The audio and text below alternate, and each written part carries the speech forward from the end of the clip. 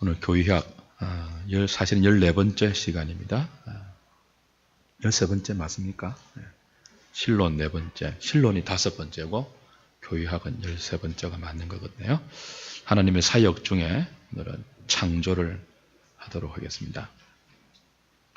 하나님의 사역이 신론의 세 부분 가운데 두 번째 부분이었습니다. 신론은 하나님의 존재, 하나님의 속성, 하나님의 사역, 그렇게 나눌 수 있었죠. 하나님의 존재할 때 삼위일체를 배웠고, 하나님의 속성할 때 공유적인 속성, 비공유적인 속성을 공부했습니다. 하나님의 사역, 하나님이 어떤 일을 하셨는가라고 신론의 세 번째 부분, 하나님의 사역할 때도 세 부분이 있었죠. 하나님의 사역은 작정에 근거합니다. 그래서 먼저 하나님의 계획에 해당되는 작정을 예정과 작정, 교의학 사실은 14번째 시간입니다. 13번째 맞습니까? 신론 4번째, 신론이 5번째고 교의학은 13번째가 맞는 거거든요. 하나님의 사역 중에 오늘은 창조를 하도록 하겠습니다. 하나님의 사역이 신론의 세 부분 가운데 두 번째 부분이었습니다. 신론은 하나님의 존재, 하나님의 속성, 하나님의 사역, 그렇게 나눌 수 있었죠. 하나님의 존재할 때 삼위일체를 배웠고, 하나님의 속성할 때 공유적인 속성, 비공유적인 속성을 공부했습니다. 하나님의 사역, 하나님이 어떤 일을 하셨는가라고 신론의 세 번째 부분, 하나님의 사역할 때도 세 부분이 있었죠. 하나님의 사역은 작정에 근거합니다. 그래서 먼저 하나님의 계획에 해당되는 작정을 예정과 작정으로 구분해서 살펴보았습니다. 지난번까지 그렇게 하나님의 계획을 우리가 공부했고요. 오늘은 하나님의 계획에 기초한 실행, 창조를 공부하도록 하겠습니다. 창조하신 것을 보존하시고 유지하시고 다스리고 의도대로 주관하는 것을 섭리라고 부릅니다. 그래서 하나님의 사역은 계획과 창조와 섭리, 이렇게 세 부분으로 나눌 수 있는데, 오늘 할 것이 바로 이 창조의 부분입니다. 윗물을 참고로 해서 공부해 나가도록 하죠. 하나님의 사역, 창조 보십시오. 하나님의 작정은 무엇을 가져온다고요? 반드시 실행을 가져옵니다. 그 실행의 시작이 창조이죠. 하나님의 창조는 하나님의 작정에 근거한 것입니다. 그러니까 하나님의 실행은 무엇이든지 즉흥적이지 않습니다. 임기응변식이 아닙니다. 철저하게 계획에 입각해서, 계획에 근거해서 하나님의 계획대로, 작정대로 실행하시고, 그 실행의 시작이 바로 창조입니다. 우리는 즉흥적으로 무엇을 할 때가 많지 않습니까? 우리는 계획이 없이 임기응변식으로 무엇인가를 할 때가 많은데, 하나님은 그 어떤 것도 즉흥적으로 일하시는 법이 없습니다. 모든 것을 계획대로 실행하십니다. 그 첫 번째 창조를 볼 때 우리는 이 창조가 삼위 하나님의 계획에 근거한 사역이기 때문에 과학이나 이성의 그 능력으로 증명되지 못하는 부분이 많다는 것을 먼저 인정하고 하나님의 창조를 대해야 합니다. 하나님의 창조는 진리인데, 이 진리가 인간의 과학이나 인간의 이성의 영역에서는 다 증거되지 않을 수 있는, 인간의 과학과 이성을 초월하는 진리입니다. 그래서 하나님의 창조를 우리가 대하면서 이성적으로만 접근하면 안 돼요. 과학적인 지식으로 하나님의 창조를 접근하면 벽에 부딪히고 많은 혼란을 느끼게 되는 거죠. 왜냐하면 물리적 과학은 변화들을 관찰하고 기록할 수는 있지만 물질과 생명의 규원들에 대해서는 아무것도 아직 밝혀내지 못하고 모르기 때문에 그러합니다. 물질의 생명과 규원에 대해서 모르면서 어떻게 창조를 과학적으로, 이성적으로 입증하려고 할 수가 있겠습니까? 그런 시도 자체가 어리석은 시도이고 부질없는 시도이죠. 인간론 할 때 다루겠지만 진화론을 주장한 찰스 다윈이 임종전에 회한의 유언을 남긴 사실을 우리는 잘 알고 있습니다. 그런데 진화론자들이 그 사실을 알고 있으면서도 은닉하죠. 찰스 다윈이 죽을 때 내가 한 이 가설이 이렇게 큰 파장을 미칠 줄 몰랐다. 그러면서 예수 그리스도를 찾고 죽었잖아요. 다음에 또 하도록 하고, 여하튼 이 과학적인 눈으로 하나님의 창조를 대하지 말아야 한다는 것을 전제하고 창조를 좀 다루면 좋겠습니다. 그럼에도 불구하고 현대신학자들은요, 하나님의 창조를 대할 때도 성경에 근거하기보다는 과학적 가설에 더 많은 관심을 갖고 영향을 받습니다. 그러나 그건 올바른 태도가 아니죠. 우리는 신학이, 성경이 과학에게 입증을 받는 것이 아니고 오히려 거꾸로 과학이 성경에 의해서 다시 검증되어야 한다는 것을 분명히 해야 합니다. 이런 것을 조금 어려운 말로는 계시의존적인 사고 혹은 계시의존적인 태도라고 말합니다. 바빙크가 그런 단어를 썼는데요. 저는 제가 그 단어를 쓴 줄 알았는데 알고 보니까 바빙크가 그 말을 했더라고요. 제가 청년들을 가르칠 때 그 계시의존적인 사고를 해야 한다 하고 바이 박홍섭 그렇게 가르쳤거든요. 그런데 알고 보니 그분이 먼저 그 말을 했더라고요. 참 새 아래 새 것은 없습니다. 겸손해야 될 이유입니다. 개혁 신학적인 이 태도, 계시의존적인 사고가 뭡니까? 말씀이 가라는 데까지 가는 것입니다. 말씀이 멈추라는 데까지 멈추는 것입니다. 그러니까 하나님의 창조를 대할 때도 뭐예요? 우리의 호기심이 가는 곳까지 가면 안 되고 말씀이 가라는 곳까지만 가야 돼요. 말씀이 멈추라고 하면 아무리 호기심이 있고 납득이 안 돼도 멈춰야 돼요. 그리고 그걸 받아들여야 돼요. 그게 계시의존적인 사고이고 그 계시의존적인 사고는 개혁신학의 기초입니다. 이것이 안 될 때 성경은 난도질을 당하게 됩니다. 인간의 이성에 의해서 난도질을 당하게 되죠. 그래서 계시의존적인 이 사고를 하나님의 창조에도 우리는 어김없이 적용해야 합니다. 오늘 읽었던 히브리 11장 3절이죠. 우리는 믿음으로 뭐예요? 모든 세계가 하나님의 말씀으로 지어준 줄을 안대요. 이성으로 아는 게 아닙니다. 과학적인 증거를 보고 모든 세계가 말씀으로 지어진 것을 아는 것이 아니고 무엇으로 안다고요? 믿음으로 안다고요. 믿음으로.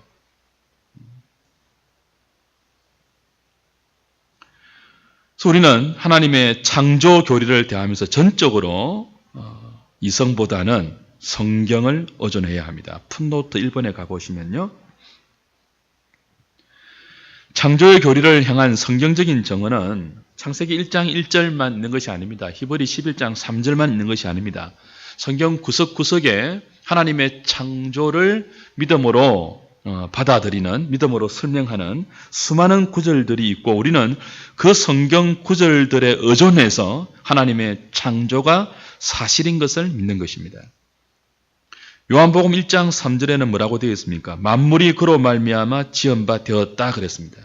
지은 것이 하나도 그가 없이는 된 것이 없다 그랬습니다. 만물이 예수님으로 말미암아 지어졌다. 만물이 삼위 하나님으로 말미암아 지어졌다고 분명히 요한복음이 이야기하고 있죠.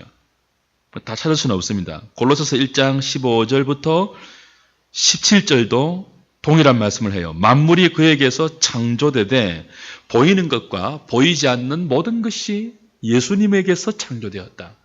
그리고 예수님을 위해서 창조되었다. 심지어 왕권, 주권, 통치자들, 권세들, 만물이 다 그죠? 예수 그리스도가 창조했고 만물이 다 예수님을 위해서 창조되었다. 이렇게 이야기합니다. 우리는 이것을 믿음으로 수납하는 것입니다. 이렇게 삼위 하나님이 지으신 하나님의 창조의 특징을 보면요. 첫 번째, 1번. 하나님의 창조는 어떤 창조입니까? 무에서 유의 창조예요. 하나님이 창조하기 전에는 아무것도 없었습니다. 무였습니다. 그 무에서 하나님의 창조가 작정을 하나님의 계획을 근거로 해서 실행될 때 비로소 눈에 보이는 모든 것과 보이지 않는 모든 것이 존재하게 된 것입니다. 하나님의 창조가 시작될 때 말입니다. 무에서 유로 창조되었습니다. 그래서 창조는 하나님이 자신의 지혜와 권능의 말씀으로 그 무엇의 간섭과 영향도 없이 온 우주와 그 가운데 있는 모든 것을 무로부터 창조하셨다는 것을 의미합니다.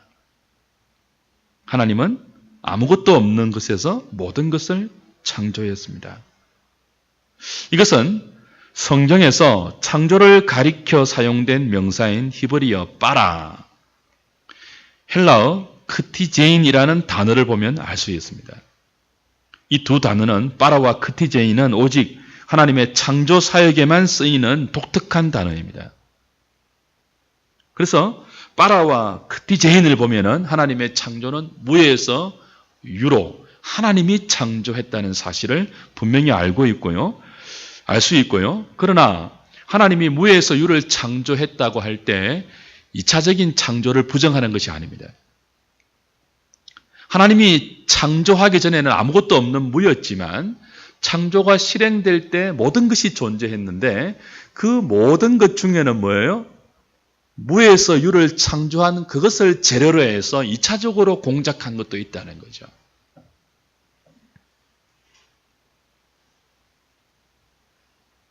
예를 들면 하나님이 인간을 지을 때 아담을 지을 때 무엇으로 지었습니까? 흙으로 지었습니다. 그리고 코에 성기를 불어넣었다고 했습니다. 흙은 원재료이죠.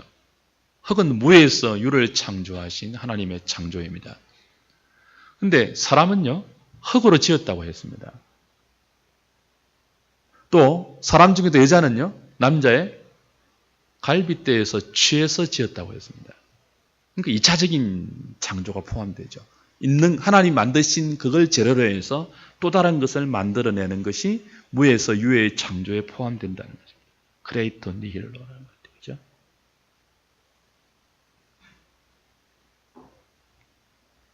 그래서 하나님의 창조는 하나님이 세계와 그 안에 있는 모든 것을 무에서 유로 창조하신 것을 의미하는 동시에 한편으로는 뭐 한다고요?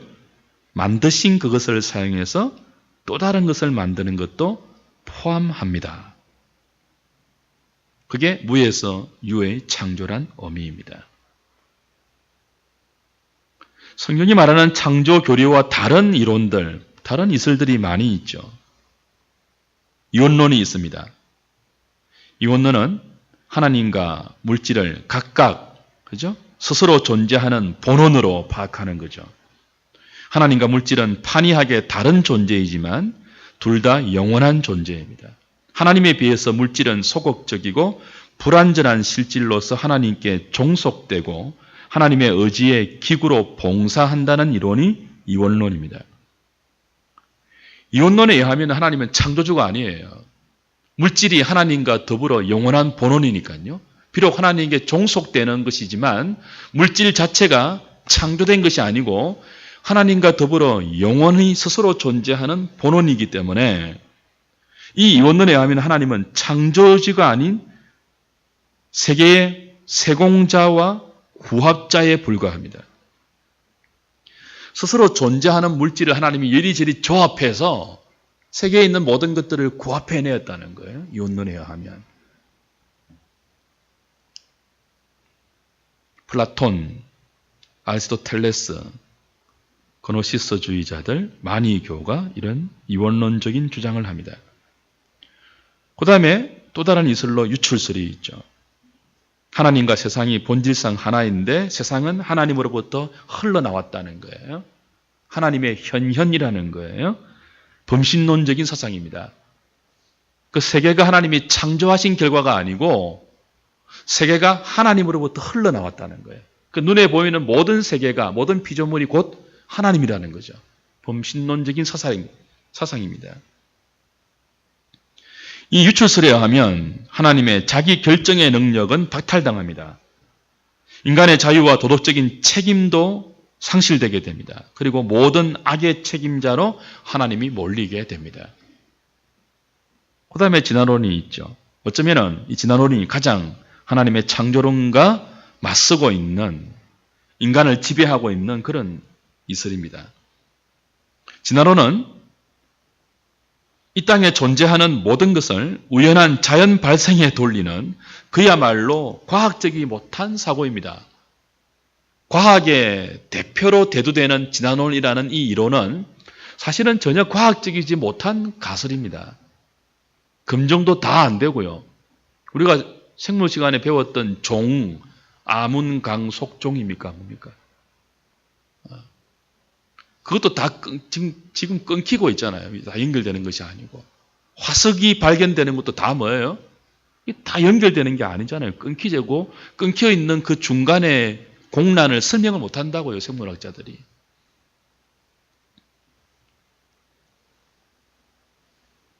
진화론에 의하면 질서 있는 우주는 그것의 유기물체들이 다 자연 법칙과 자연 도태에 의해서 생기하고 진화한다고 보는 맹목적인 우연론입니다. 우주의 기원에 대한 타당한 설명을 제공하지 못합니다. 우연으로 물질이 발생하는데요. 빅뱅, 우연히 터지는 폭발이잖아요. 빅뱅의 결과 어땠는지 설명을 못해요. 빅뱅의 폭발 결과 어떻게 해서 가장 작은 물질이 생성되는 거예요. 그 왜 된지는 설명을 못합니다. 그냥 우연입니다. 우연. 세상에 그런 이론을 이 인생들이 믿고 따라간다니까요.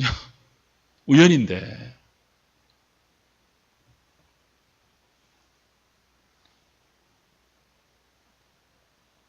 심각한 것은 근자에 와서 기독교계 안에 창조론과 진화론을 짬뽕시킨 유신진화론이라는 이론이 각광을 받고 있다는 사실입니다. 개혁주의 안에도 이런 주장을 하는 학자들이 있습니다. 근데 이건 정말 짬뽕에 불과합니다. 유신진화론 뜻이 뭐예요? 하나님이 세상을 창조할 때 뭐예요? 진화론적인 방식으로 창조했다는 거예요. 성경이 말하는 방식이 아니고 진화론적으로 창조했다는 거예요. 진화를 허용하는 방식으로 창조했다는 거예요. 근데 이건 혼합적인 사상에 불과합니다. 성경의 창조를 인간의 과학주의 아래로 적당하게 혼합하는 위험한 사상입니다. 그러나 매력적이기 때문에 많은 개혁신학자들이 여기에 아마 유혹을 받고 있는 것 같습니다. 일전에 우리 교회 한번 왔죠. 송인규 교수도 김해공항에 돌아가면서 저한테 살짝 고백하더라고요.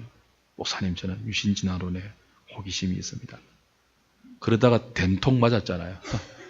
그 발표했다가 막 설이 맞았잖아요. 당장 취소하더군요.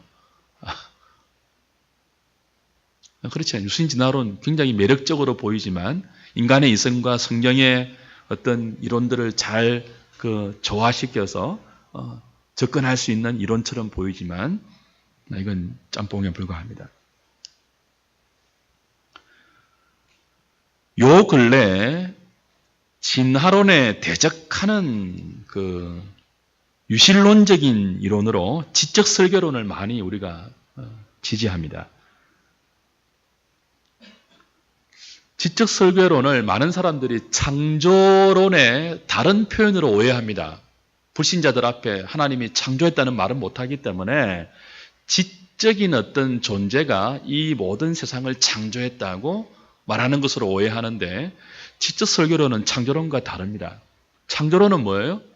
하나님이 무에서 유로 말씀으로 모든 것을 창조했다는, 하나님의 계획대로 창조했다는 분명한 성경의 진술이고요. 지적 설교론은 뭐예요? 그게 아니고 알 수 없는 어떤 지적인 존재가 우주와 존재하는 모든 생명체들을 설계했다는 이론인데 여기 지적 존재가 하나님이라는 보장이 없습니다. 요즘 영화를 간혹 보면 인류의 기원에 대해서 막 이렇게 추적하다가 결론으로 대부분 무엇으로 많이 결론납니까? 막 모험하고 막 추적한 결과 영화의 엔딩 부분 마지막에 뭐예요? 딱 보니까 인류의 조상이 뭐라고요? 슈퍼컴퓨터래요. 하나님도 아니고 신도 아니고 슈퍼컴퓨터가 인류를 만들고 세상을 만들었다는 그런 영화가 많이 있습니다. 저도 한 두세 편을 본 것 같아요. 그런 류의 영화를. 지적 설교론이 말하는 지적 존재가 컴퓨터라는 법이 아닐 수 있습니까? 그런 영화에 의하면은. 그래서 지적 설교론도 여러분이 이건 창조론을 대변하는 이론이구나라고 오해하지 않으면 좋겠어요. 성경이 말하는 창조는 하나님께서 6일 동안에 눈에 보이는 그리고 보이지 않는 모든 것을 6일 동안에 창조한 창조입니다. 유신진화론도 아닙니다. 지적 설교론도 아닙니다. 하나님이 계획대로, 작정대로, 예정대로 실행하신 것입니다. 하나님의 전능하신 능력으로요. 이렇게 성경의 진술을 따라서 하나님의 창조를 우리가 규명해 나갈 때, 파악해 나갈 때, 읽어 나갈 때 제기되는 몇 가지 이성과 부딪히는 문제들이 있죠. 일단 하나님의 창조의 세부적인 것들을 뛰어넘고요. 대략적인 6일 창조를 정리하면 1일, 2일, 3일은 전체적인 창조의 틀을 잡는 작업이라고 보면 됩니다. 첫째 날 뭐 했죠? 빛을 창조했습니다. 빛과 어둠을 나누었죠. 둘째 날은요?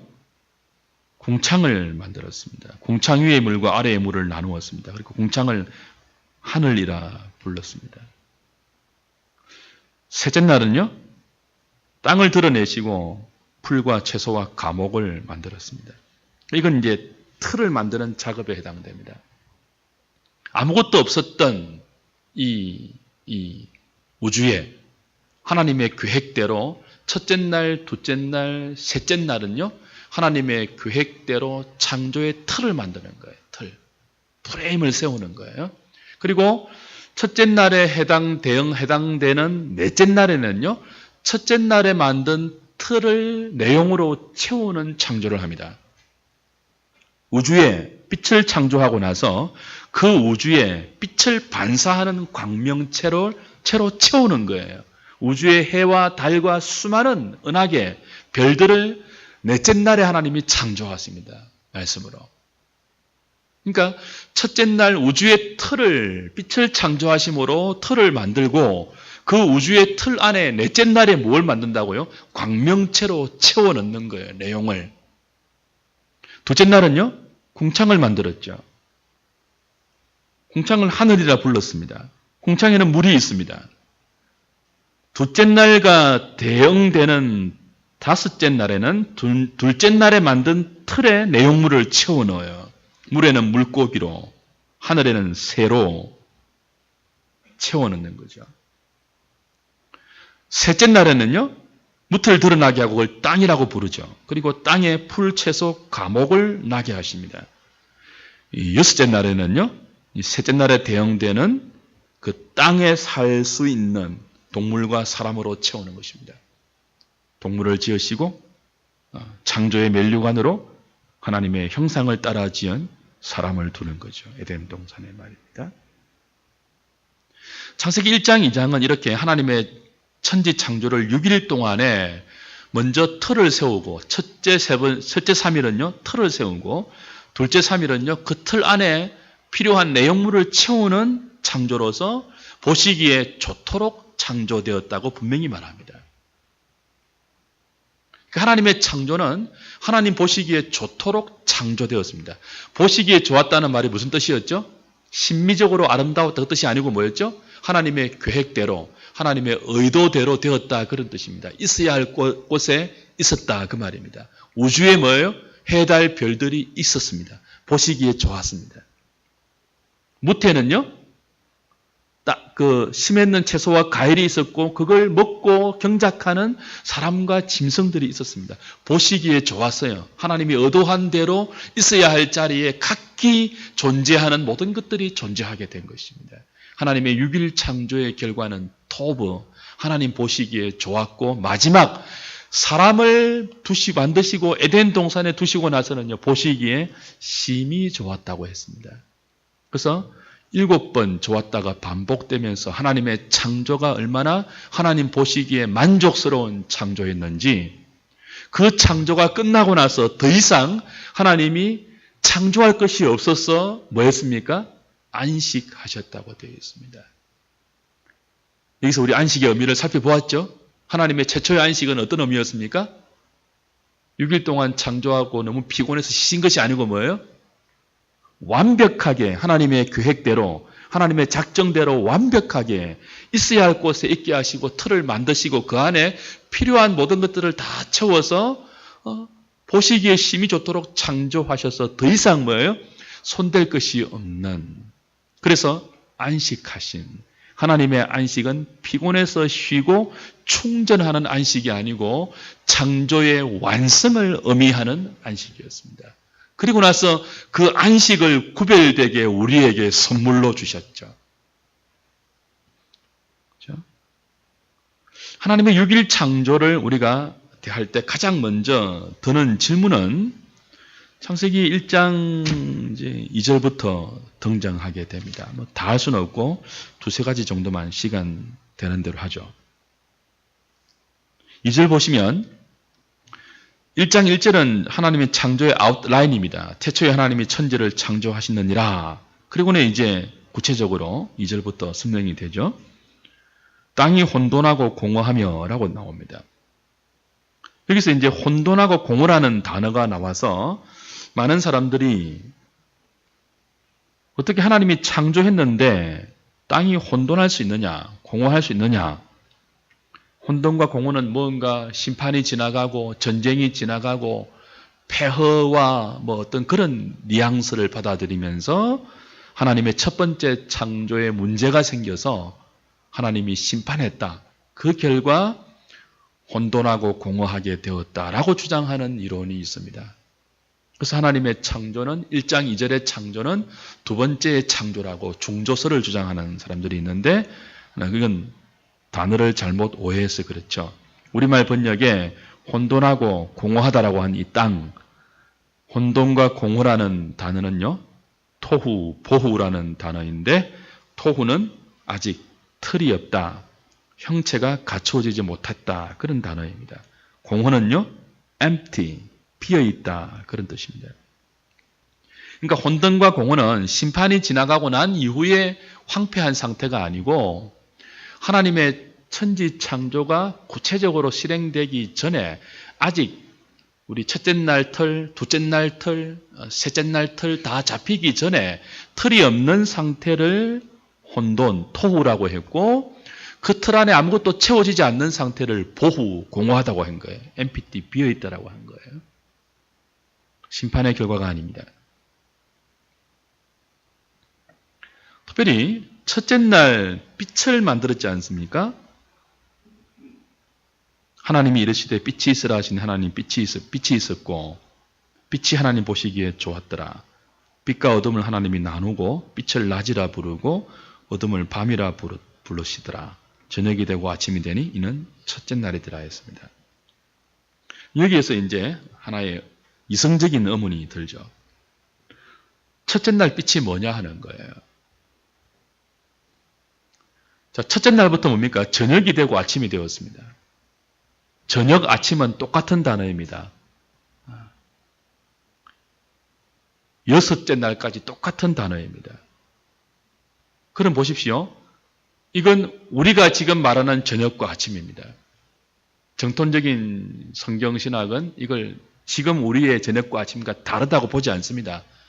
지금 24시간의 중에 저녁과 아침으로 봅니다. 그럼 보십시오. 저녁과 아침은 무엇을 기준으로 해서 하는 우리의 카운트 방식입니까? 태양을 중심으로 해서 자전할 때, 그죠? 저녁과 아침이 반복됩니다. 그럼 저녁과 아침이라는 단어는 무엇이 있어야 가능한 거예요? 태양이 있어야 가능한 거예요. 근데 태양은 언제 만들어집니까? 넷째 날에 만들어진다고요.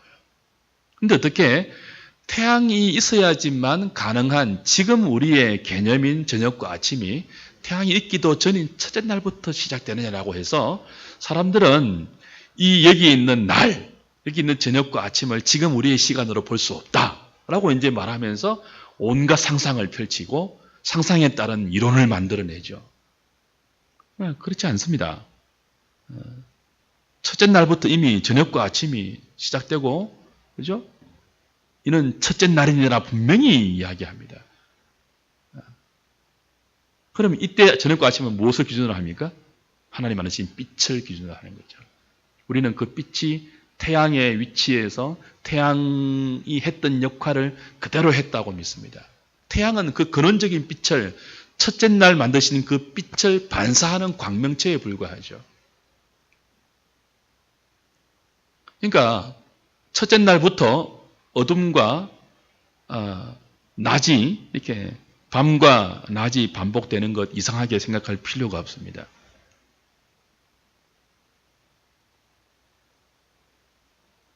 과학적으로 여러분 생각하면 지구의 나이가 몇 년입니까? 우리 대학생들, 고등학생들. 지구의 나이 몇십억 년이에요? 130억 년. 우리 때는 60억 년을 배웠는데 또 이게 막 널뛰기 되네요. 거의 더블로 늘어나군요. 지구의 수명이. 그럼 성경이 말하는 지구의 나이는 몇 년일까요? 불과 6, 7, 7년에 불과합니다. 성경이 말하는 대로 과학적으로 따져가면은 6, 7천 년의 지구의 역사, 인간의 과학이 주장하는 130억 년의 지구의 역사, 어느 것이 맞을까요? 그래서 이게 조화가 안 되기 때문에 어떤 이론이 등장한다고요? 유신진화론이 등장한다고요.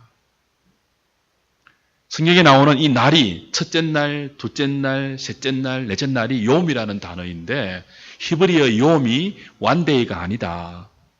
이건 우리 생물 시간에 배웠던 무생대, 시생대, 원생대, 고생대, 중생대 이런 것들이 날에 해당되는 거다. 이런 이론도 있고 여기 이 요음이 특정한 24시간이 아니고 길이를 알 수 없는 어떤 그 넓은 길이다.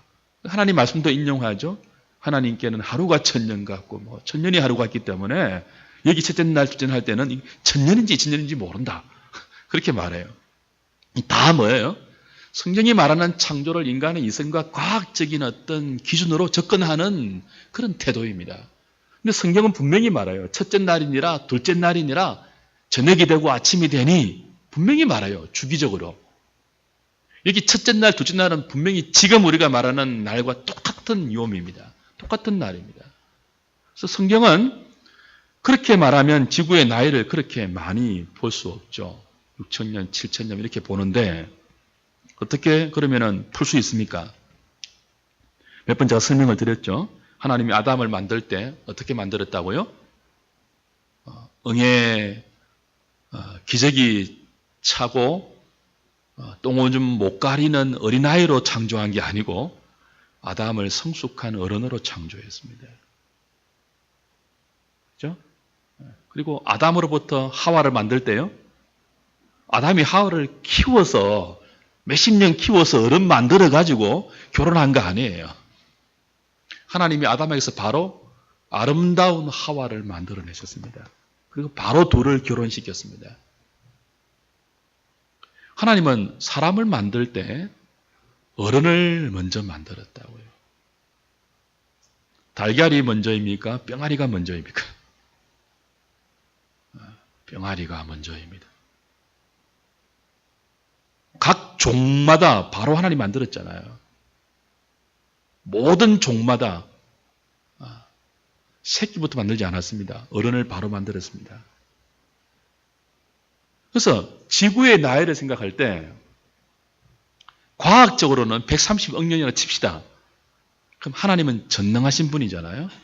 하나님이 말씀으로 천지를 만들 때 아담을 성숙한 어른으로 만들었듯이 하나님의 능력으로 말이에요. 지구도 어떻게 만들 수 있다고요? 성숙한 지구로 만들 수 있다고요. 인간의 과학적인 연대로 측정하면 130억 년이라고 말할 수 있는 그런 나이를 가진 지구로 하나님이 창조할 수 있다고요? 없다고요? 있다고요. 그러니 하나님이죠. 말씀으로 그렇게 창조할 수 있다니까, 말씀으로요. 그래서 우리는 성숙 창조론을 믿습니다.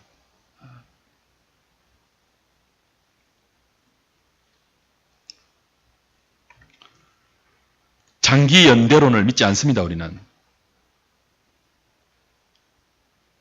천사와 사탄의 세계는 읽어보시고요.